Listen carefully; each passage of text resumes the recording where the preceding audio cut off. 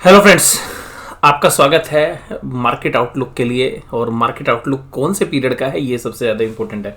तो हम बात कर रहे हैं 6 तारीख की, यानी कि 6 फरवरी, 7 फरवरी, 8 फरवरी, 9 फरवरी और इसके अलावा 10 फरवरी, यानी कि ये 5 दिनों में ट्रेडिंग पैटर्न क्या रहने की उम्मीद है। देखिएगा, मुझे लगता है कि हफ्ते की शुरुआत या तो बिल्कुल नॉर्मल होगी, यानी कि बिल्कुल आप ये समझ सकते हैं कि जहाँ बाजार बंद हुए हैं वहीं खुलेंगे, या जो है थोड़ा सा ऊपर की साइड बाजार को रोकने की कोशिश होगी। 17,854 पर बाजार बंद हुए हैं। निफ्टी की मैं बात कर रहा हूँ, 18,000, 18,050, ये एक ऐसा दायरा है जहां पर बाजार जाने की चेष्टा तो करेगा लेकिन टिक नहीं पाएगा। और मुझे जो समझ में आ रहा है वो मैं आपको बताने की कोशिश कर रहा हूँ। देखिएगा, ये है निफ्टी का चार्ट पैटर्न। अगर हम चार्ट पैटर्न को समझने की कोशिश करें, डेली चार्ट पैटर्न को अगर हम देखें, यानी कि 1 डे का जो चार्ट है, अगर उसको समझने की कोशिश करें तो ये चार्ट पैटर्न क्या बता रहा है हमें। ये चार्ट पैटर्न सीधा बता रहा है कि एक बाजार के अंदर एक मेल्ट डाउन हुआ था 18,000 टूटने के बाद 17,800, आज से तकरीबन एक महीने पहले 17,800 से बाजार बाउंस करता है और फिर इस 17,800 के लेवल से ऊपर जाता है 18,200 पे। उसके बाद बाजार एक नया लो लगाता है। मैं लो आपको इंट्राडे चार्ट पे बता रहा हूँ कि जो पिछला लो है उस लो को तोड़ता है और एक नीचे का लो बनाता है। बाजार एक पिकअप करता है, वोलेटाइल सेशन रहता है। अब बाजार कोशिश कर सकता है कि वो 18,000 का एक इंटरमीडिएट या 18,050 का एक हाई बनाने की कोशिश करे। लेकिन जैसे ही वो 18,000, 18,050 के आसपास होगा, जितने भी बुल्स हैं जो फंसे हुए हैं वो निकलने की चेष्टा करेंगे और वहीं पर बियर्स दोबारा से अपनी पोजीशंस बनाने की कोशिश करेंगे। जैसा कि मैं बोलता हूं कि बियर्स इस बाजार में बहुत ही स्मार्ट है और वो स्मार्ट बनी है, वो नीचे रेट पे माल नहीं बेचना चाहती है। जब भी बाजार नीचे जाते हैं तो वो उसको पुल बैक करके ऊपर ले आते हैं या अपनी सेलिंग छोड़ देते हैं। तो जिसकी वजह से मुझे लग रहा है कि एक जो है इंडेक्स मैनेजमेंट जो है स्पेशली की गई थी, जिसमें HDFC बैंक, क्योंकि जो हैवी वेट है वो निफ्टी का भी है, बैंक निफ्टी का भी है, फाइनेंशियल निफ्टी का भी है। HDFC लिमिटेड जो फाइनेंशियल निफ्टी का भी है, निफ्टी का भी है, और बजाज फाइनेंस जो फाइनेंशियल निफ्टी का भी है, निफ्टी का भी। ये केवल इंडेक्स मैनेजमेंट करने के लिए, और सिमिलरली जो है व्यू बजाज फिनसर्व पे था। तो एक तरीके से एक माहौल बनाने की कोशिश की गई थी कि भाई फ्राइडे के दौरान कि भाई अदानी के जो शेयर्स हैं वो एक टेक्निकल पुल बैक के लिए वापस आएंगे, जैसा हमने आपके साथ भी जो है चर्चा की थी। तो वो सब हो गया है। अब वो होने के बाद जो है मेरा जो व्यू है वो ये है कि जो डेक्लाइन है जो शेयर है वो 1328 है एडवांस के सामने, 705 के सामने। तो ये जो इंडिकेट आ रहे हैं, अब मेरा जो इंडिकेशन है वो ध्यान से समझिएगा। मैं कोई भी आपको ट्रेड लेने के लिए आमंत्रित नहीं कर रहा हूँ, मैं केवल एजुकेशनल पर्पसेस के लिए बता रहा हूँ। जो आप अपनी जो बाजार को देखते हैं उस बाजार की समझ बढ़ाने के लिए मैं आपके साथ ये चर्चा कर रहा हूँ। आप ठीक भी हो सकते हैं, गलत भी हो सकते हैं। तो मैं कोई ऐसा नहीं कह रहा कि भाई मैं ये एनालिसिस कर रहा हूँ, एक प्रिडिक्शन है, एक एक्सपेक्टेशन है, और जो मुझे समझ में आता है वो मैं आपके साथ शेयर करता हूँ। आप लोगों को पसंद आता है, इसलिए मैं जो है आपके साथ जो आपके जो कमेंट्स हैं वो पढ़ के भी जो है मुझे पता चलता है कि भाई हाँ, आप में से बहुत सारे जो हमारे व्यूअर्स हैं वो मेरे साथ जो है मत रखते हैं। कुछ लोगों का डिसएग्रीमेंट होता है तो वो भी ठीक है, वो ज़रूरी होता है। सभी लोग स्वीकार कर लेंगे तो यार फिर तो बात ही अलग है। तो जो है आप क्रिटिसिज्म जो है वो बहुत बढ़िया चीज़ होती है। तो जो भी आपको अलग व्यू लगता है तभी तो बाजार चलता है, एक बायर होता है, एक सेलर होता है, तभी तो।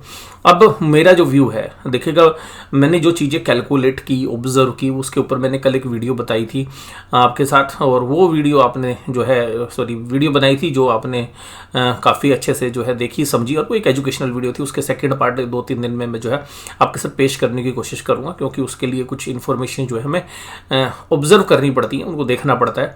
मैं ज़्यादातर आपके साथ डेटा शेयर नहीं करता हूं, क्योंकि डेटा शेयर करने से क्या होता है, आप डेटा तो देखिएगा सभी चैनल शेयर करते हैं, उन डेटा के चक्कर में उलझ जाते हैं। तो मैं आपको एक सिंपल भाषा में अपना व्यू रखता हूँ, हालांकि मैं जो तर्क आपको दे रहा होता हूँ उसके पीछे डेटा ही होते हैं।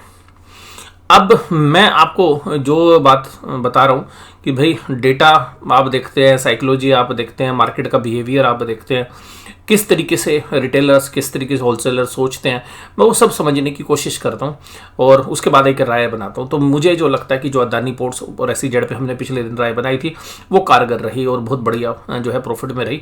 लेकिन मैं अभी आपको बोलूँगा कि अदानी पोर्ट भी एक ऐसी वैल्यूएशंस पर शेयर्स है, अगर ये 510 520 के आसपास आता है इसको बेचकर निकल सकते हैं।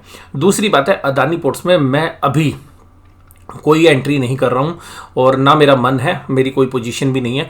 और मुझे लगता है कि अदानी पोर्ट अभी जो 395 रुपये का लो लगा है इसको दोबारा भी टेस्ट करने के लिए आएगा और मुझे लग रहा है इसी साल में आएगा और इसके नीचे भी जा सकता है। बेशक से ये फंडामेंटली काफ़ी साउंड शेयर है अदानी पैक के अंदर। अगर पूरी बात करें, अदानी गैस, अदानी ट्रांसमिशन, ठीक है, अदानी पावर, मुझे पर्सनली ऐसा लगता है, ये मेरा व्यू है, व्यक्तिगत मत है, जहां पर इनकी वैल्यूएशंस हैं अभी टूटने के बाद मुझे लगता है ये यहां से भी 50% टूट सकते हैं। और उसका रीज़न ये है कि जो दलील दी जा रही है मीडिया के अंदर, मैं आपको सीधी सी बात बोलूँगा, मीडिया के अंदर जो दलील दी जा रही है, बहुत सारे लोग जो है अदानी जी के साथ खड़े हैं और कुछ लोग अदानी जी के अगेंस्ट वाले हालांकि थोड़े से ज़्यादा है लेकिन वो थोड़े से कम हो रहे हैं। मैं किसी के साथ नहीं हूँ, ना मैं तेजी वालों के साथ हूँ ना मंदी वालों के साथ हूँ, मैं जो है प्राइस एक्शन के साथ, जो वैल्यूशन है उसके साथ हूँ और जो प्राइस बिहेवियर है उसके साथ हूँ। तो मुझे जो पर्सनली लगता है, जो मेरा पुराना एक्सपीरियंस है उसके हिसाब से मैं बात करूँ तो देखिएगा ये जो पोजीशंस हैं अदानी जी के लिए मैनेज करना इतना आसान नहीं है। और मुझे लगता है कि अदानी ग्रुप के शेयर्स अब जो आज टेक्निकल पुल बैक आया था, ये एक रिलीफ रैली थी, अब इसके बाद दोबारा से गिरने की जो है शुरुआत होगी। तो मैंने 3 share Adani gas, Adani power, Adani transmission, अगर इनकी आप बैलेंस शीट देखोगे, लोन्स देखोगे और जिस तरीके से स्ट्रक्चर है कंपनी का, मुझे लग रहा है 50% यहाँ से भी फॉल आएगा। तो अभी गिरते हुए जो चाकू के ऊपर जो है मुझे नहीं लगता कि उसके नीचे अपना सर रखने की ज़रूरत है। तो मुझे लगता है कि अब ये फॉल होगा। अदानी इंटरप्राइज वोलेटाइल रहेगा, संभलना उसके लिए भी आसान नहीं है। मैं रीजंस बताता हूँ आपको बहुत सारे। देखिएगा, बहुत लोग चर्चा कर रहे हैं कि भाई इनके पास बहुत सारी कैश जनरेटिंग असेट्स है। मैं आपको एक एग्जांपल देता हूँ। एक कंपनी आज भी है विद्यमान, यूनिटेक एक कैश जनरेटिंग कंपनी थी। इसी तरीके से वैल्यूशंस जो है 2007-8 में चलते थे।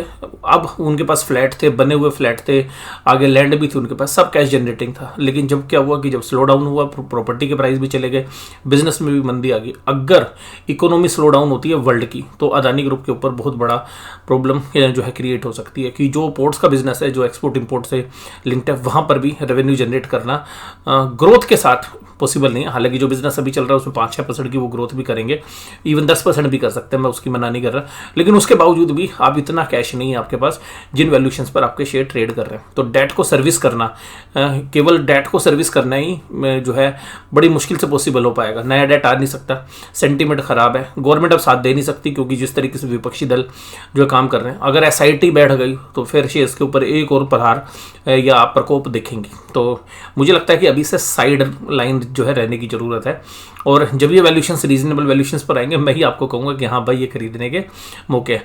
AWL जैसे शेयर्स में भी मुझे लगता है कि अभी 20% की जो करेक्शन उसमें भी हो सकती है।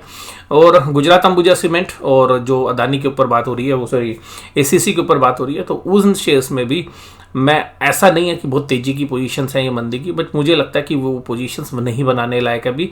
वहाँ पर भी जो है मुझे लगता है कि जो बातें बताई जा रही है कि भाई ये एक कैश जनरेटिंग बिजनेस है, सब कुछ है, तो जो वैल्यूशंस पर भाई होल सिम बेच के गया है, यानी कि जो पुराना प्रमोटर बेच के गया है, वो भी तो समझदार है, वो तो यार सीमेंट का एक्सपर्ट है, उसने तो सीमेंट में एक्विजिशंस किए हैं, तो उनको भी तो ये बात समझ में आती थी। लेकिन अदानी जी को क्या था कि भाई पैसा मिल रहा था और 7-8% पे पैसा मिल रहा है और आपको 15-16% की रिटर्न ऑन इक्विटी वाली एसेट्स मिल रही है, तो क्या प्रॉब्लम है आपको?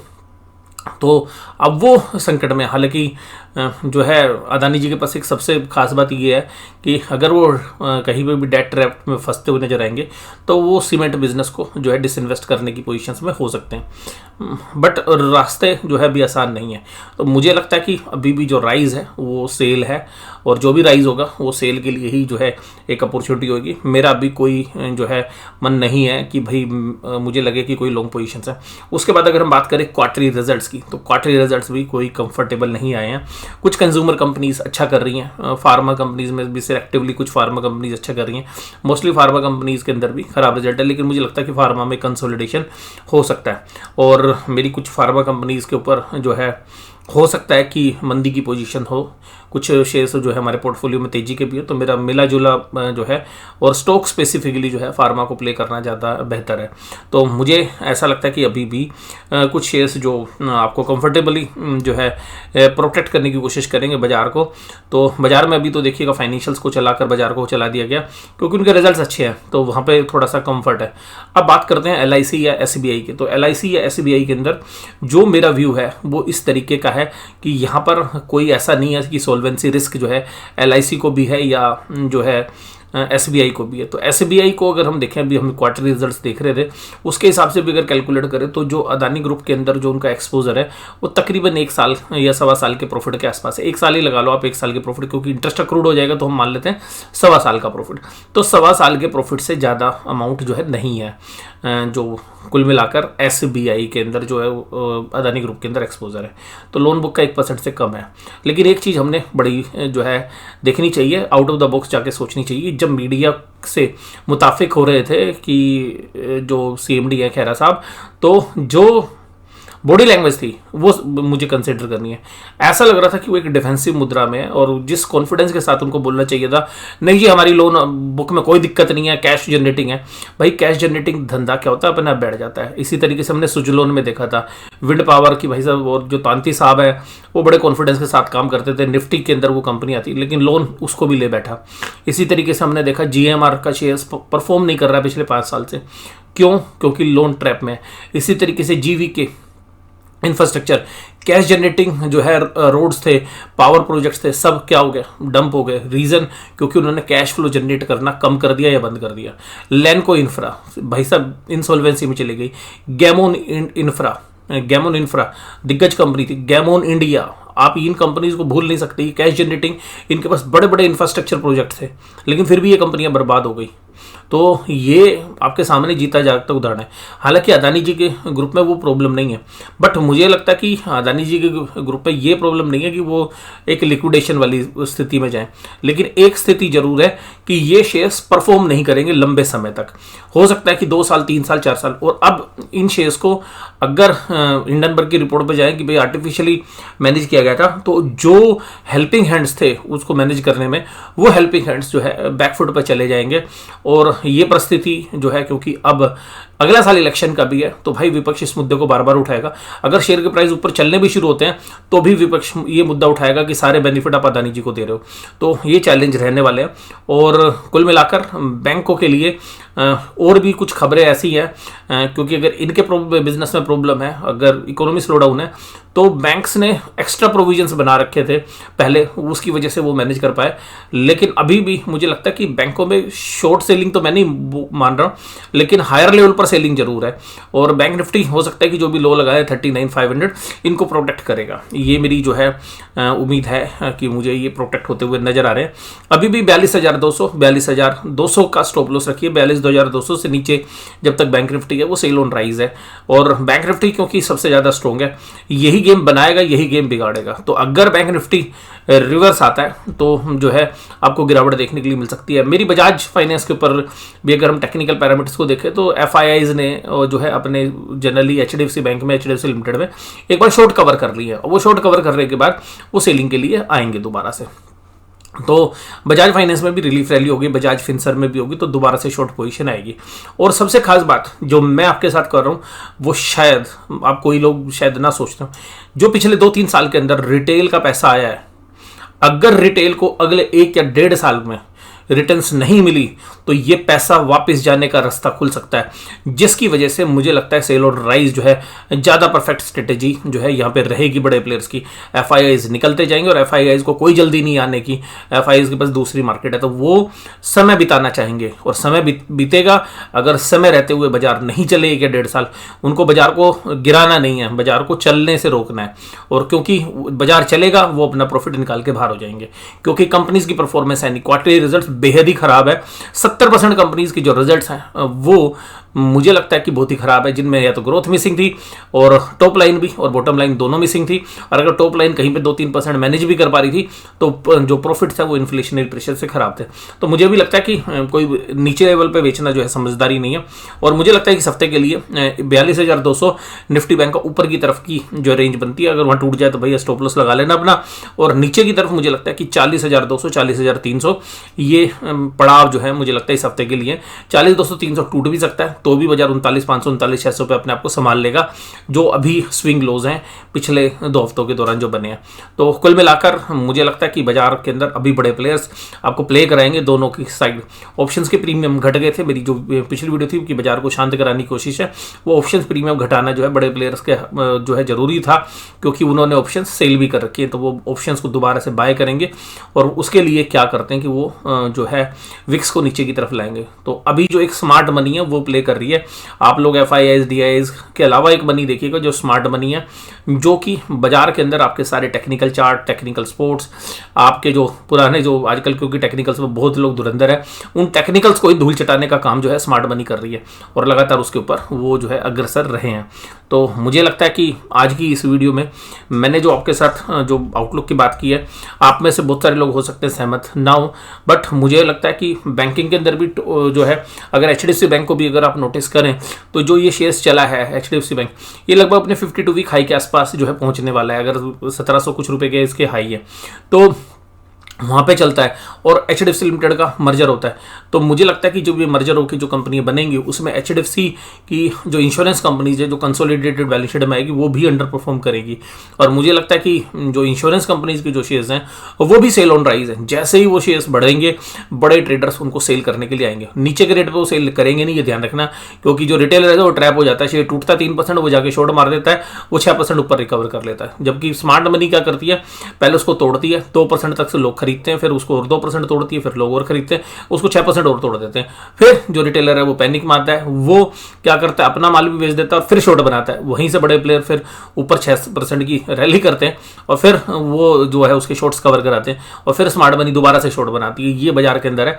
तो बाजार के अंदर जो इमोशनली जो स्ट्रॉन्ग लोग हैं और जो अपनी पोजीशंस को फाइनेंशियली मैनेज करना जानते हैं वो शायद बहुत अच्छे से मैनेज कर लेते हैं। जितनी भी बात मैंने आपके साथ की उसमें जो है मेरा वेस्टेड इंटरेस्ट खाली बैंक निफ्टी के स्टॉक्स में जो है हो सकता है, निफ्टी के भी कुछ स्टॉक्स में हो सकता है क्योंकि वो पोर्टफोलियो से। लेकिन अगर ट्रेडिंग पोजीशंस की बात करें तो मेरी जो पोजीशंस हैं वो बैंकिंग स्टॉक्स में है। और मैं इस हफ्ते कुछ शॉर्ट पोजीशंस जो हैं कुछ सिलेक्टेड फार्मा कंपनी के अंदर भी जो है बिल्डअप करने का प्लान कर रहा हूँ। तो वो अगर मैं बनाऊंगा तो मैं आपको जरूर से जरूर शेयर करूंगा, लेकिन वो मूड माहौल देख के मैं भी आपको बोल दूं कि जी हाँ बनाऊंगा और फिर ना बने पोजीशंस तो फिर ठीक नहीं होगा। तो जो है मेरी जो चर्चा है यहाँ पे उसमें आपने चीज़ें समझी, तो मैंने जो सारी बातें बोली मुझे लगता है सेल ऑन राइज है। दूसरी बात मैंने राय रखी अदानी ग्रुप के अंदर, अदानी ग्रुप में एक रिलीफ रह रही है डेट को सर्विस करने की जो बात है। तो देखिएगा एक मीडिया मैनेजमेंट एक नैरेटिव सेट किया जाता है। तो अगर हम कुछ चैनल्स को भी देखें तो हमें लग रहा है कि कुछ चैनल्स जो है अदानी जी की इमेज को बहुत अच्छा करने की कोशिश में या एक इमेज को डेवलप करने की कोशिश में आए, और कुछ रिसर्च एनालिसिस जिनको खुद पता साला ये शेयर टूटेगा और फिर आके खड़े होकर बोलते हैं कि जी नहीं जी ये तो इसमें दम है।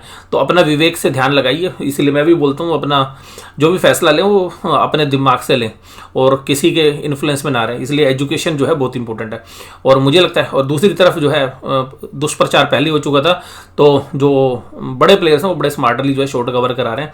और हालांकि गवर्नमेंट के जो एक्शंस हैं वो लेट लतीफ़ हैं, ऐसा विपक्ष का मानना है। गवर्नमेंट कह रही है हमें इसमें कोई ज़रूरत नहीं है। तो ये जो मुद्दे हैं ये पूरे हफ्ते भर चलते रहेंगे। तो यहाँ पर भी मेरी राय आपको समझ में आएगी। मुझे अदानी ग्रुप में भी जो 3 ओवर वैल्यूड शेयर्स ट्रांसमिशन और गैस और पावर मुझे लगता है 50% भी टूट सकते हैं इस पूरे साल भर के दौरान।